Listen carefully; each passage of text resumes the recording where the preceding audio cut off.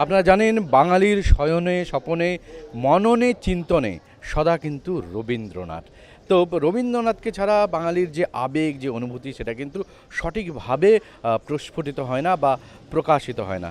তো আপনারা দেখতে পাচ্ছেন এই মুহূর্তে কিন্তু আমরা দাঁড়িয়ে আছি বীরেন্দ্র মঞ্চে এবং ঐতিহাসিক বা ঐতিহ্যমণ্ডিত এই বীরেন্দ্র মঞ্চে আজকে কিন্তু সাম্প্রতিক নথ আপনারা জানেন বিশেষ বিশেষ একটি সামাজিক সংগঠন সাংস্কৃতিক সংগঠন সাম্প্রতিক নর্থ তার উদ্যোগে তাদের যে ৪৭তম বর্ষের যে অনুষ্ঠান কবি প্রণাম সেটা কিন্তু অনুষ্ঠিত হচ্ছে। প্রতি বছরই কিন্তু এই অনুষ্ঠান কিন্তু এখানে মানে কয়েক বছর ধরে এখানে অনুষ্ঠিত হচ্ছে এবং আপনারা জানেন এই অনুষ্ঠানকে ঘিরে কিন্তু সাধারণ যারা রবীন্দ্রপ্রেমী রয়েছেন রবীন্দ্রানুরাগী যারা রয়েছেন তারা কিন্তু মুখিয়ে থাকেন কবে এই সাম্প্রতিক নর্থের যে বার্ষিক যে অনুষ্ঠান সেটা অনুষ্ঠিত হবে।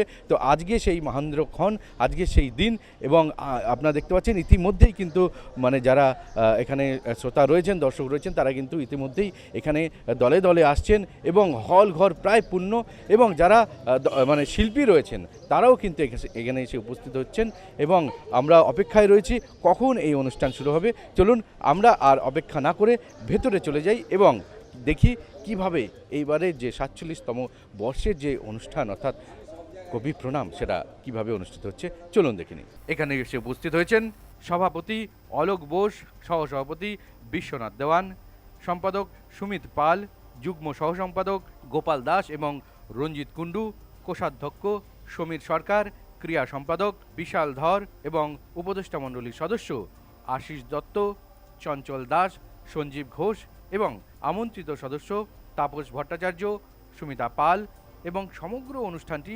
সুন্দরভাবে পরিকল্পনা করেন দেবাশিস সরকার ও মধুমিতা বসু।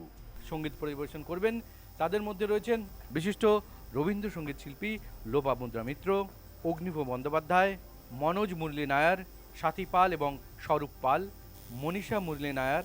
সমগ্র অনুষ্ঠানটি পরিচালনা করবেন মধুমিতা বসু এবং একই সঙ্গে থাকছে সাকর পরিবেশনায় নৃত্যনাট্য হরি খেলা এবং ত্রিসপ্তকের পরিবেশনায় নৃত্যনাট্য হে নূতন।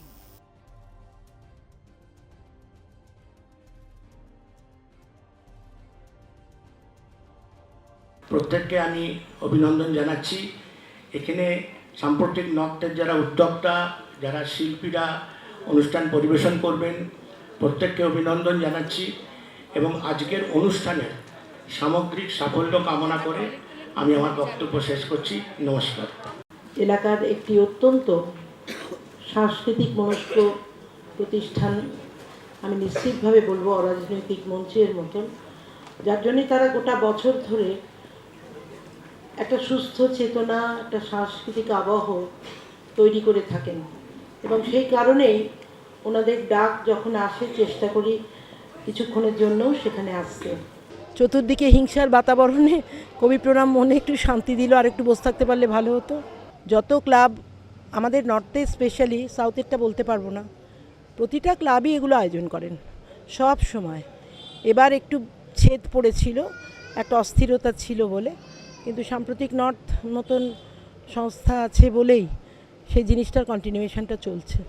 আর যারা পারফর্ম করছেন তারা একসময় আমাদের সরকারি মঞ্চে, মানে আমাদের সাধনবাবু যখন ক্রেতা সুরক্ষা মন্ত্রী, স্বনির্ভর মন্ত্রী, আমি নিজে তো ওনাদের প্রোগ্রাম সেট করতাম, যার জন্যে বন্ধুত্ব এত আমাদের। মধুমিতার যথেষ্ট, মধুমিতার সাথে ওই সব আমার সেট করা, কোথায় করবে তখন স্যার অসুস্থ, পাক সার্কাস ময়দানে আমি সেট করে দিলাম সব ওএসডিদের সাথে বসে যে ওনারা করবেন এটা, লোপামুদ্রা এখানে উঠবে, ইন্দ্রনীল তখন গাইবে, মনোময় এখন গাইবে, সব একদম মানে ভীষণ সুন্দর ছিল সেই সময়। তো এখনও থাকবে সাম্প্রতিক নর্থ, আমি ওদের ভীষণ মানে সমর্থন করি। ওদের অন্য সব কিছু থেকে বেরিয়ে ওরা রাজনীতির ঊর্ধ্বে উঠে এই যে বাতাবরণটা তৈরি করে, মানে রিয়েলি অ্যাপ্রিসিয়েট করি আমি। রবীন্দ্রনাথ ঠাকুরের জন্মদিন উপলক্ষে অনুষ্ঠান সারা বাংলা কেন সারা বিশ্ব জুড়ে হয়, কিন্তু অবশ্যই সাম্প্রতিক নর্থের এই আয়োজন খুব স্পেশাল। অনেক বছর ধরে হয়, 40 বছরের ওপরও 47 বছর হতে চলেছে, যেখানে কতগুলো জিনিস আমি দেখেছি খুব ভালো করে মেনটেন করা হয়। সেটা হচ্ছে শুধু ক্লাব না, ক্লাব সদস্য সকলের মধ্যে একটা নিয়মানুবর্তিতা, যেটা আমরা হারিয়ে ফেলেছিলাম। এবং এটা জোর গলায় বলতে হয়, মানে আমরা তো আকালের মধ্যে থাকি, কিন্তু এরা সেই জায়গা থেকে নিজেদের এত আলাদা করে সুন্দর করে প্রতিষ্ঠিত করে এমন একটা অনুষ্ঠানের আয়োজন করেছেন, এটা বলাই বাহুল্য। অন্য রবীন্দ্রনাথের জন্মজয়ন্তী উপলক্ষে অনেক অনুষ্ঠানে যাই, তার সঙ্গে অবশ্যই ব্যতিক্রম। আর এখানে পরিবেশটা ভালো থাকে বলে অনেক নামি দামি শিল্পী আমার মতো তারা আসেন। আমি যেমন আসতে ভালোবাসি, তারাও আসতে ভালোবাসেন। একটা জায়গায় বিশেষ করে রবীন্দ্রনাথ, আমি খুব ব্যক্তিগতভাবে মনে করি যে সবার আলাদা আলাদা রূপ। রবীন্দ্রনাথ তো আমার নিজের মামা, মেসোমশাই, কাকা কেউ নন। রবীন্দ্রনাথকে একটু সযত্নে রাখতে হবে, একটু সুন্দর করে রাখতে হবে। মাঠের ফাংশনটা যে মঞ্চে এসছে, আর কি জানি না, আমি খুব খুশি। একটা ক্লাস অফ পিপল, দর্শক থাকে, যে একটা ক্লাস লাগে সব কিছু। রবীন্দ্রনাথকে ভাবতে গেলে, তাকে বুঝতে, পড়তে, জানতে এবং জানাতে গেলেও একটা ক্লাস তৈরি করতে হয়। আমার খুব আনন্দ লাগে যে তারা ওই জায়গা থেকে উঠে এই জায়গায় এসে পৌঁছেছে। এটা আমার ব্যক্তিগতভাবে খুবই ভালো লাগার। আমি উপচে পড়া ভিড়ে বিশ্বাসী নই, আমি হচ্ছে কোয়ালিটিতে বিশ্বাসী, কোয়ান্টিটিতে নয়, যে কারণে আমার ভালো লাগছে।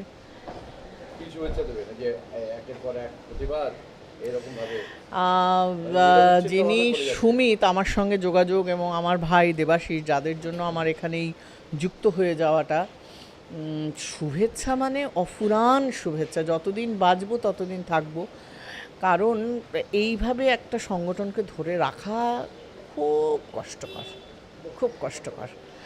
আর আমরা যেভাবে বড় হচ্ছি, যেভাবে চলছিলাম, সেখানে ওরা যে একেবারে নিজেদের মতো করে নিজেদের সিদ্ধান্তে কাজটাকে এগিয়ে নিয়ে এসেছে, এর জন্য সারা জীবনের শুভেচ্ছা রইল। বহু প্রতীক্ষিত, সবাই এই মানে এক বছর শেষ হলেই পরের বছরের জন্য অপেক্ষা করে থাকে কবে এই অনুষ্ঠান হবে। এটাই স্বাভাবিক, এটাই স্বাভাবিক। আমরাও অপেক্ষা করে থাকি 6 মাস আগে থেকে, যে কবে এই দিনটা আসবে, কবে কিভাবে করব। তবে এইবারে অন্য বছরগুলোর তুলনায় এইবার সম্পূর্ণ ভিন্ন।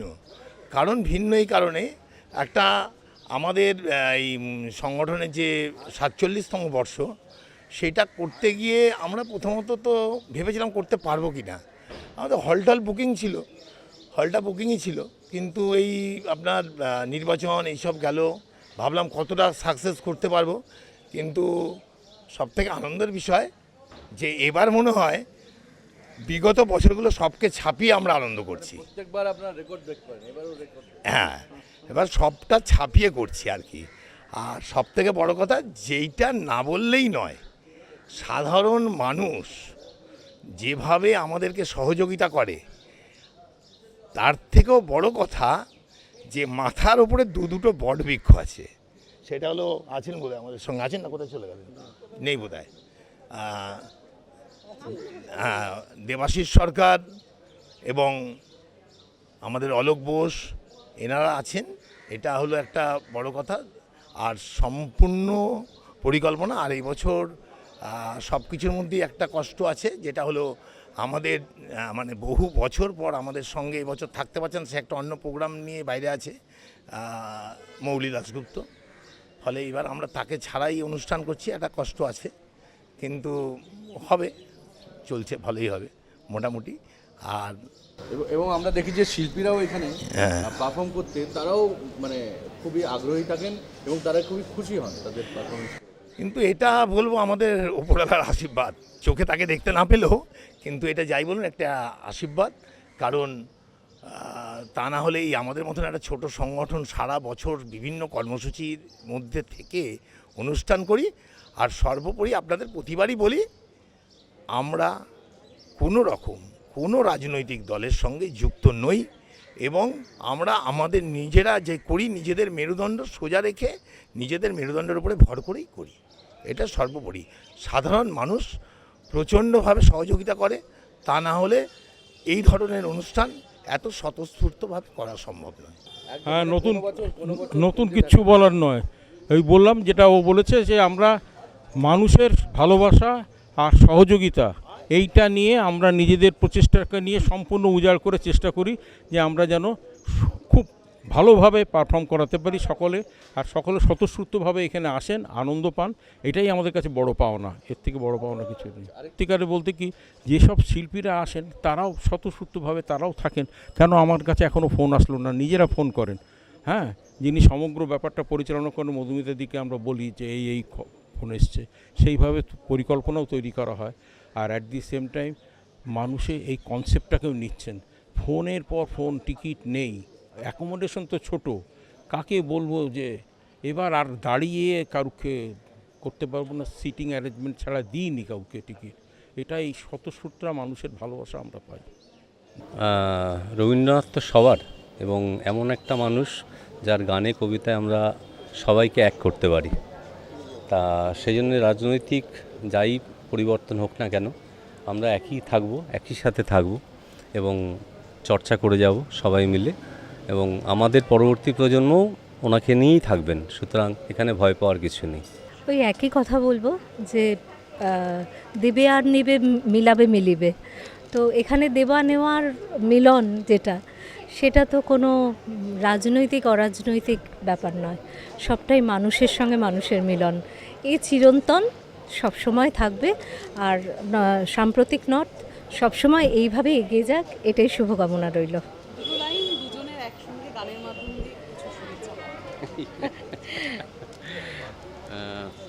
চলো এটাই আমরা যেটা এক্ষুনি পরিবেশন করে এলাম, মানুষের ভালোবাসা পেল, সেই একটা লাইনই গাইছি। আমি তোমার সঙ্গে বেঁধেছি আমার প্রাণ সুরের বাঁধনে। আসলে আমরা যারা গান বাজনা করি, আমাদের যতটা শোনাতে পারা যায়, যেমন 4টে গান গাইলাম, তাতে যে আমার খুব মনটা ভরেছে এটা বলা যাবে না। কার যেভাবে শ্রোতারা বসে গান শুনছিলেন তার কোনো তুলনা নেই। একটা সাংস্কৃতিক আবহাওয়া যেটা খুব প্রয়োজনীয়। সাম্প্রতিক নর্থ এইটা নিয়ে দীর্ঘদিন কাজ করছেন, এবং বারবার কোনো একটা কথা বলছি যে তারা ছোটদের মধ্যে যেভাবে সঞ্চারিত করছেন, তার থেকে আমাদের অনেক আশা করতে পারি যে আমরা আরও ভালো কিছু দেখতে পাবো। এবং এইটা অত্যন্ত আজকের দিনে জরুরি আগামী প্রজন্মের দিকে তাকিয়ে। সেই জন্য সাম্প্রতিক নর্থকে আমার অনেক শুভেচ্ছা, এবং এখানকার শ্রোতা কিছু বলবার নেই, পূর্ণ প্রেক্ষাগৃহ শ্রোতারা যেভাবে গান শুনছেন এক কথায় অনবদ্য। এবং সমস্ত অনুষ্ঠানটা যে কি বলবো, যে শিল্পীদের যেভাবে ভাবা হয়েছে, গান বাজনাটা যেভাবে ভাবা হয়েছে, সেটাও খুব সুন্দর একটা, তার মধ্যে একটা পরিকল্পনা রয়েছে যেটা ভীষণভাবে প্রশংসনীয়। এই শুভেচ্ছাটা যে দুটো লাইন গানের মধ্যে দিয়ে আমি অ্যাকচুয়ালি গানের মধ্যে দিয়ে আজকে গেয়ে দিয়েছি, কারণ আমি যখন মোর সন্ধ্যায় তুমি সুন্দরে বেশি এসেছো গেয়েছি, বা এই লোভিনু সঙ্গতপ সুন্দরে যখন গেয়েছি, আমি কিন্তু সমস্তটাকেই সুন্দর হিসেবেই কল্পনা করেছি, নয়তো কিন্তু গাইতে পারবো না। সুতরাং সেইখান থেকেই বলতে হবে যে একটা জিনিস খালি বলবো, যে সবাইকে মনে রাখতে হবে একটা কথা, বিপদে মোরে রক্ষা করো, এ নহে মোর প্রার্থনা, বিপদে আমি না যেন করি ভয়। রবীন্দ্রনাথ নিজে বলে গেছেন এই গান তার মন্ত্রগান। আমরা সবাই যেন এই গানটা পড়ি এবং এই গানটা শুনে গানটার মানে বোঝবার চেষ্টা করি। ভালো মনে করি যে রবীন্দ্রনাথ এত বছর পরেও রবীন্দ্রনাথ কেন প্রাসঙ্গিক, এই কথাটা যখন কেউ জিজ্ঞেস করেন, তখন আমার মনে হয় যে আমরা কেন প্রাসঙ্গিকতাটাকে ব্যক্ত করতে পারিনি আমাদের গানের মধ্যে দিয়ে, আমাদের ব্যবহারের মধ্যে দিয়ে, আমাদের দৈনন্দিন জীবনচর্চার মাধ্যমে আমরা কেন তাকে ব্যক্ত করতে পারিনি। এবং ব্যক্ত যদি করতে হয়, সেটা সম্পূর্ণ শরীর, রক্ত, মাংস দিয়ে ব্যক্ত করতে হয়। মানে আমাদের শুধুমাত্র বসে একটুখানি কবিপক্ষে বসে দুটো গান গাইলাম, ভক্তি দেখিয়ে উঠে চলে গেলাম, হ্যাঁ, তারপরে তার সারা বছরে তার যে চিন্তাদর্শ বা তার যে মনন, তার সঙ্গে আমরা কানেক্টেড রইলাম না, শুধু বসে ঝুঁকে একটু গান গাইলাম, চলে গেলাম। এটাতেই আমাদের মনে হয় যে এই পৃথিবীর এই দশা, এই অবস্থা। আমি সবসময় মনে করি যে ভাষা আজকে আর অন্তরায় নয়। আজকে যে কোনো জিনিস এত তাড়াতাড়ি ChatGPTর মাধ্যমে খুব তাড়াতাড়ি ট্রান্সলেটেড হয়ে যায়, অ্যাটলিস্ট তার এসেন্স ট্রান্সলেটেড হয়ে যায়। শুধু আমাদের দরকার কানেক্ট করা। এই কানেকশনের আরও অনেক মাধ্যম আমাদের তৈরি করতে হবে, যাতে বাঙালির যে আইকন রবীন্দ্রনাথ, সেটা আমাদেরকে আমরা যদি ধরে রাখতে না পারি, তাহলে খুব হতাশাজনক অবস্থায় আমরা গিয়ে পৌঁছবো। অলরেডি আমরা সেই একেবারে তার একেবারে কোণে গিয়ে দাঁড়িয়ে আছি, ঠেকে আছি। এখন ওই কিছুটা ঠেকনা দিয়ে এরা সব আছেন, তাই আমরা এখনও বেঁচে পড়ে আছি। দাদাই যা বলার বলে দিয়েছে, আমার আর নতুন করে কিছু বলার নেই। অনেক শুভেচ্ছা এই ধরনের একটি অনুষ্ঠান আয়োজন করার জন্য। শুভেচ্ছা বার্তা তো শুভেচ্ছা কী করে গানের মাধ্যমে দিই, ওই যে গানটা ওখানে গাইলাম সেটাই শোনাচ্ছি। প্রাণ ভরিয়ে তৃষা হরিয়ে মোরে আরো আরো আরো দাও প্রাণ, প্রাণ ভরিয়ে তৃষা হরিয়ে মোরে আরো আরো আরো দাও প্রাণ। এটা সত্যি কথা, মানে এটা আমাদের বলার কিছু নেই, মানে এটা হচ্ছে ইনিই হলেন রবীন্দ্রনাথ, যার জন্য মানুষ এখনও এত বছর ধরে বসে থাকেন এবং এই সময়টা মানে আগ্রহ ভরে তারা বসে থাকেন এবং সারা সন্ধে নানান রকম গান শোনেন। সেটা তো এখানেই মনে হয় যে কোথাও একটা আমরা জয়ী।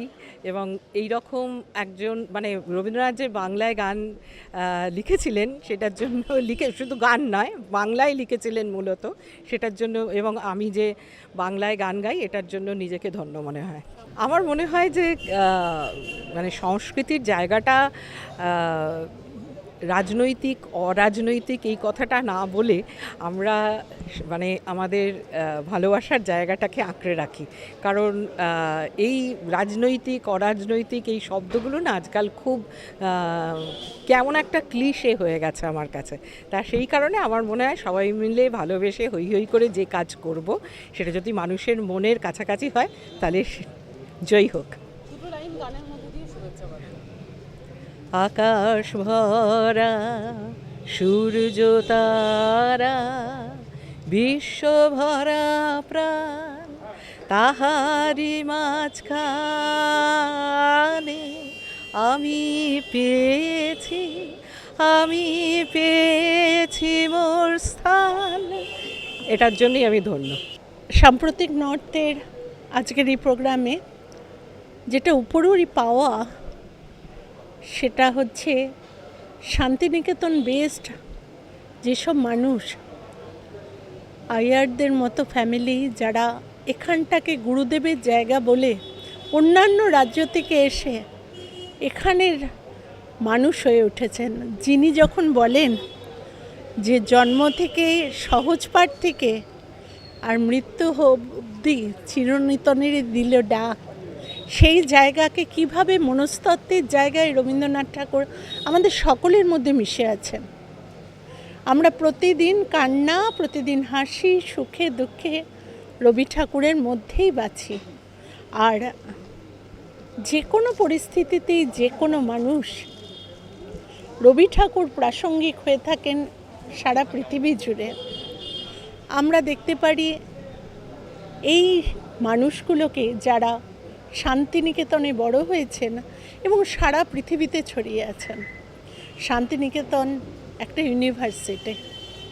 এই জায়গাগুলো বোধহয় এখনও এই 200 বছরেও আমাদের রিসার্চ শেষ হয়নি। আগামী দিনে আরও বেশি করে রবি ঠাকুর মানুষের মধ্যে ছড়িয়ে যাবে এবং এই বিশ্বায়নের যুগে রবি ঠাকুর ছাড়া গতি নেই, এ কথা সারা ভারতবর্ষ শুধু নয়, সারা পৃথিবী বুঝবে।